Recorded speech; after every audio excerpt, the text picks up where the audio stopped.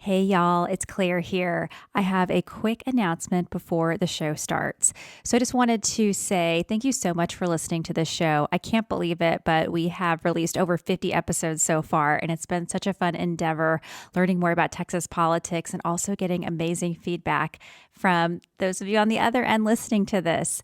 Thank you for taking this educational journey with us, and we can't wait to dig into more topics over the next months and years. I mean, we really hope to sustain this podcast. But speaking of sustainability, we are going to be launching a Patreon probably in the next 3 to 4 weeks. So keep an eye out for that. Wanted to go ahead and let you know that it's coming and it's in the works, and we would really appreciate your support. Nicole and I love doing this show. However, podcasting does cost some money, and it would really help us to be listener supported. So keep an eye out for Patreon. In the meantime, if you would like to drop us a tip, we would really love that. We've had a few tips come in, and that has been so meaningful. We really appreciate y'all supporting the show that way. So keep an eye out for Patreon, sign up for our newsletter, and if you feel inclined to make a tip, thank you. We appreciate it. You can do so on our website or through our newsletter. All right, here's the show. Welcome to Go Behind the Ballot, a podcast where two Texas moms go on an educational quest to demystify Texas politics. Join me, Nicole Abshire, and my co-host Claire Campos O'Neill as we deep dive into the most burning issues, hear stories from candidates, and offer hope in these challenging political times.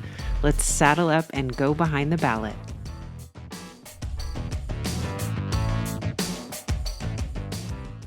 Hi, friends. Welcome to this episode of Go Behind the Ballot. I'm Claire Campos O'Neill. And I am Nicole Abshire. We are eager to continue our conversation about critical race theory in today's mini episode for our Culture War series. So you might remember from our Monday episode that we spoke with Dr. Tiffany Pewitt. And if y'all haven't heard that episode, I would highly recommend you stop listening, go listen, and then come back to this show. She was such a wealth of information, just so well-rounded in her understanding of religion and race and racism and systemic causes of the state of things. I just loved all that she shared and so thankful she spoke with us. So big plug for that episode. But in today's show, we're going to be talking about an article from Education Weekly that is called Whatever Happened with Texas's Anti-CRT Law. And this is by Ileana Najarro. And she asked this question, and we thought it was so timely because we spent some of our episode with Dr. Tiffany Pewitt discussing some of the laws that have been passed recently that aren't like literally called critical race theory, but they're very much informed by critical race theory. So let's get into it. All right, Nicole, why don't you just start with some general thoughts on this article and walk us through it a little bit? Well, I'm so grateful that Education Week and Ileana Najarro decided to write this because it's so important, right, to follow up on these things that pass, especially these, sort of more controversial culture war issues, to follow up and see, okay, what is the actual effect? So it starts off just with a really general recounting of the things that you will hear in our episode with Tiffany Pewitt, Dr. Tiffany Pewitt, explaining, that it is in this one, they really refer more to Senate Bill 3 because Senate Bill 3 came after the original HB, and I don't want to get the numbers wrong, but I think it's 3979. Mm-hmm. It is 3979. But SB3 was meant to clarify the confusion that was caused by the original HB 3979. And so this seeks to kind of check back in. So how are educators feeling at this point? And so it's a great article for giving some real good snapshots of the reaction of educators. Yeah. I think it's always important to follow up and be like, okay, these bills passed. And now what is actually happening on the ground? And this is what Ileana strived to do. So she reached out to teachers to ask them, what's it been like since these laws have gone into effect? And something that I thought was kind of telling and interesting is the article says that, quote, moderate or conservative teachers quoted in the earlier story didn't respond to requests for comment.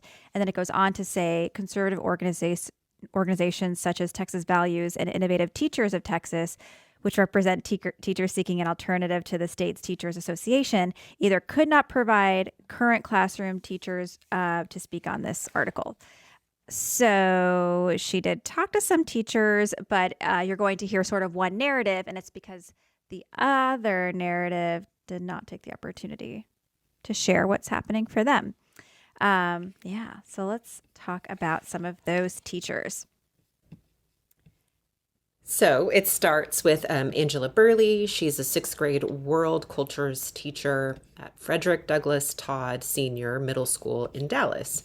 And she actually, if I understand this right, and you let me know, Claire, if I didn't, but she decided actually to leave the original school where she was teaching in order to, as she put it, she wanted to, let me just read her exact quote, actually. She says, "I elected to leave an environment where I felt like my teaching certificate would be put in danger, where I felt like I would have to curb the things that I say, or where I felt like I could not allow the students to take conversations where they wanted conversations to go." I'm a little confused, I guess, about where she left versus, where she is now. And my assumption, I guess, is that she felt like it was a school where she could sort of speak more freely and allow her students to go in the directions that they needed to, sort of without feeling as if she was being watched over or that she was going to be reported on if those conversations went in directions that could essentially violate the laws in Texas. Yeah. And she gave this really good example of how, as she's talking to her students about current events, maybe not necessarily in America, but in other countries, like she talked about discussing the state of affairs in Venezuela and how she said the Venezuelans no longer wanted Nicolas Maduro as a president, and he was disputing the election, and it caused a lot of uproar in that country. The students were saying, "Oh, is this kind of like what happened with Donald Trump and his refusal to accept the results of the 2020 election?" And I'm sure she's in her classroom like, can I go there? Yeah, that can be considered a controversial current event. And because of the laws and the murkiness, what do you do in that moment? But it's also frustrating because, like, I imagine these children are having these light bulb moments, and you want to be like, there you go. You're doing that critical thinking that we would like to see in the education system, I believe. And yet you have to shut it down. So this is the chilling effect that Dr. Tiffany Pewitt described, but you can see it here in our classroom, very much happening. Yes, it's the perfect example of the self-censorship that we discussed with Dr. Pewitt. You can just be in the shoes of teachers and feel that sense of are we going off track? Is this going to get me in trouble? Yes. And maybe we'll back up real quick just to make sure we're all on the same page in case you didn't hear our episode with Dr. Tiffany Pewitt, but describe a little bit more about what HB3979 and SB3, what like the meat of those bills were about. So something that the article says is that, quote, teachers cannot be required to teach about slavery and racism as being, quote, anything other than deviations from, betrayals, or failures to live up to the authentic founding principles of the United States, including liberty and equality, end quote. So that was part of it. And then, as we discussed in our episode with Dr. Tiffany Pewitt, I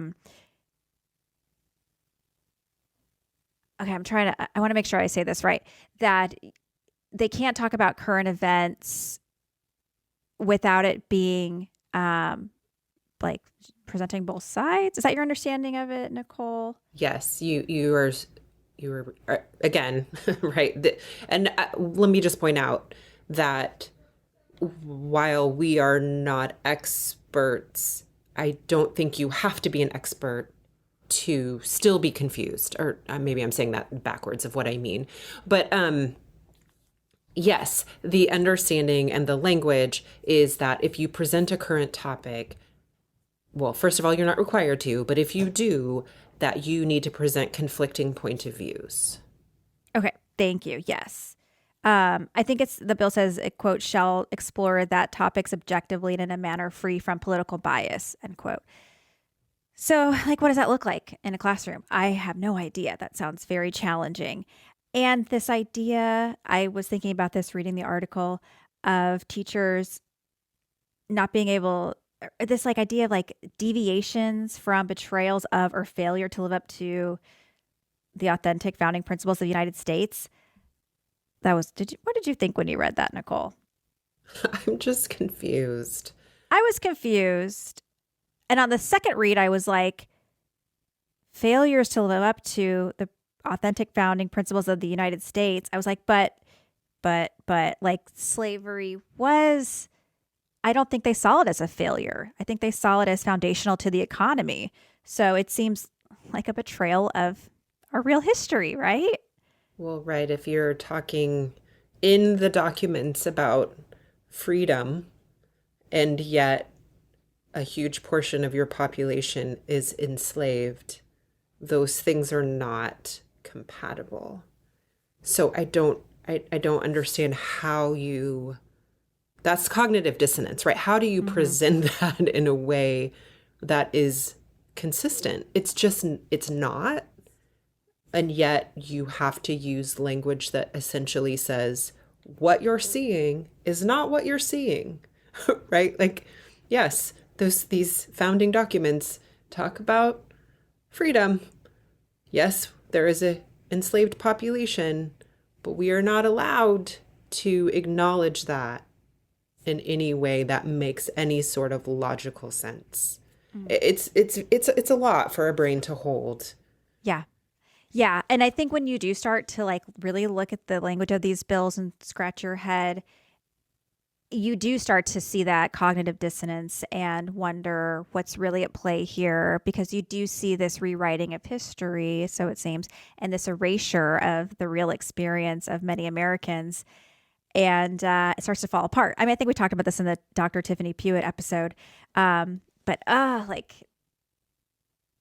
the more I try to figure it out, the more frustrated I get. And I'm like, it's not me. It's not my fault. Like, this is confusing. And my goodness, Nicole, I had this thought in our conversation with Dr. Tiffany Pewitt, but if we had $1 for every time we heard or said that these bills have a chilling effect, we would have a lot of dollars. We'd have a lot of dollars. We sure would. Right. And another thing that we keep saying too is that it feels like the confusion is the point, right? Because it leaves, you just are left with hands up. I don't know. I can't make sense of this. What in the world? And it's a very helpless feeling, I think. And it just, I know it leads me anyway to, well, I won't give up, but it has a little bit of a feeling like that of, oh, well, I just can't wade through this. This just isn't my arena. And I think that's another, really sad byproduct, is that when you feel helpless and powerless, it can easily translate into giving up. Right. And like, we're very much outside of this.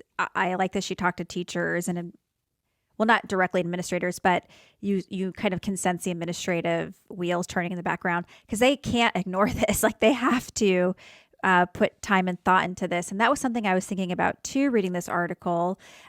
She said that, quote, districts are trying to make sure that they are following those guidelines, end quote. So it made me think about, and maybe this is because I recently watched Fair Play, former attention mention of Nicole's. Fair Play talks a lot about the mental load that women take on in family dynamics, families with children. And I was thinking about the mental load of teachers and administrators. Like, they are spending so much of their mental energy following these new rules that their load is just consumed with this, instead of educating children, making sure that the children are receiving the services that they need. And what a loss that is too for us. Yes. So I did a little, I had a little moment when I was looking at the legislative website and it has, the final bill that was signed. It also has a financial analysis, essentially, of what the Texas Education Agency said sort of the cost of implementing this would be. In other words, to train folks. And what I could not find is, was there any money actually designated to pay for the training that TEA has said will be required? So that was a little interesting moment I had. The other thing is that, so SB3, right, talks about civics training and that there is supposed to be on school campuses, what is the right language they used, but essentially that people, at least I think an administrator and a teacher, have attended civics training. And so every campus is supposed to have designated people who have attended these trainings. And so they're sort of the person on campus who is essentially the expert in the way that civics is supposed to be taught according to SB3. The new law. Okay. Yes. Okay, but here's the thing that I found really interesting, which is that in HB 3979, they talk specifically about how you cannot implement curriculum or go to trainings for any privately funded groups, right? Which, okay. But then SB3 starts to get a little bit, I don't understand as clearly what they're mandating. And so interestingly, I stumbled across a summer civics institute that was TEA approved. So then I can only guess and assume that then if teachers attend that summer civics institute, they are then certified on their campus as being the designated person who is trained in the civics requirements, right? And I watched the video about this Civics Institute. It's all about founding documents and how to engage with the founding documents. Okay, but right, here's the thing. It is hosted by the Texas Public Policy Foundation, which is a private entity, and is also, as we know, it's a very conservative organization. It is what has come after Empower Texans, which was incredibly conservative. The vice chairman of the board is Tim Dunn, who, as we know from our talk with Chris Tackett and our own research, is a billionaire who funds very far-right conservative policies. And so I just think that's really interesting, right? That it is TEA approved. It made me wonder about, then are there other organizations that have been TEA approved for their civics institutes? I could not find any. I'm not saying that they don't exist, but I couldn't find any. And so it starts to then, feel a little conspiratorial, because it feels like everybody's friends. Like, if the TEA says you have to have a civics person on your campus who is approved, you also maybe are friends with folks at the Texas Public Policy Foundation. They develop a civics institute. Like, it feels very insular. And right. Well, it makes me think about our Chris Tackett episode about dark money in politics, how the thing we don't see, most of us in our day-to-day lives, is the coordinated infrastructure in this particular way of thinking about government and government's role, which is funded by these billionaires, Tim Dunn and Ferris Wilkes. And it sounds like that's happening here too, where like they have, like you said, created this closed ecosystem that just continues the narrative they want to put forth. And meanwhile, do the teachers really see that? Do parents see that? Like, it seems like that is a hard thing to put together on your own. I mean, what I can say is that the video is it's a great cheerleading video for the Civics Institute. It is the faces of the teachers who attended. It's a very diverse cast of teachers. They're very enthusiastic about the instruction they received, and that's not to take anything away from their experience. And exactly what you're saying, I can't help but ask a lot of questions about it and the way that it is set up and who was in charge. And from what I can tell too, it looks like it happens in Dallas and Austin, and I think all expenses are covered. I'm not sure that your district has to chip in anything.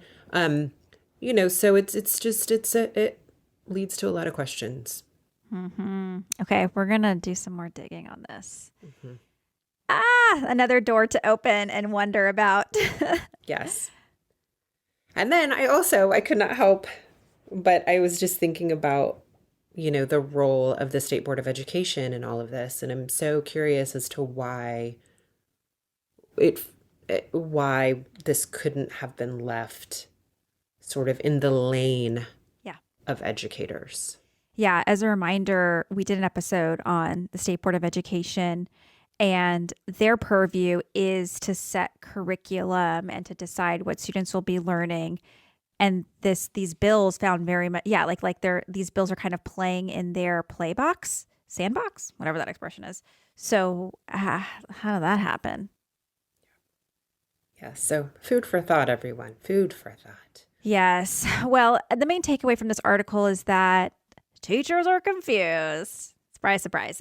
Teachers, administrators, they're erring on the side of caution, and it sounds like avoiding these difficult conversations because they don't want to get in trouble, because there's real consequences for their careers.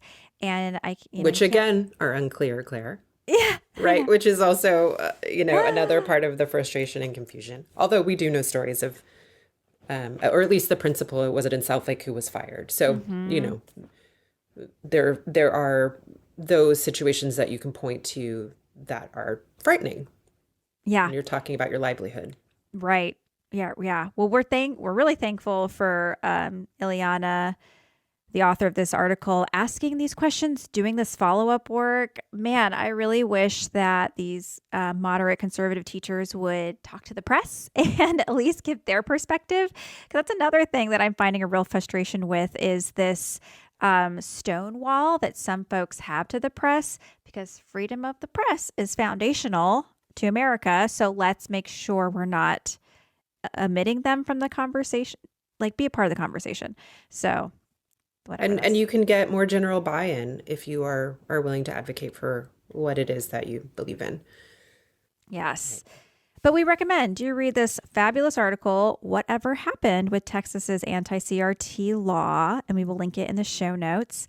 And if you're a teacher, let us know what's happening to you. We would be very curious if you teach things like social studies, English, history, who knows, if you have had an experience because of these bills in your everyday life. And don't forget, sign up for the newsletter. Okay. Thank you, everybody. We'll talk to you soon. Thank you, everybody, for joining me, Nicole Abshire, and my co-host, Claire Campos O'Neill, on Go Behind the Ballot. Hopefully, we've demystified some little portion of Texas politics, and we hope that you'll do more with us. Check out our website at www.gobehindtheballot.com, where you'll find links to all of our social media, and you will find our community. Let's join together and do more. We hope you'll let us know what is working, and we hope you'll join us next week. Thanks, everybody, and have a good one.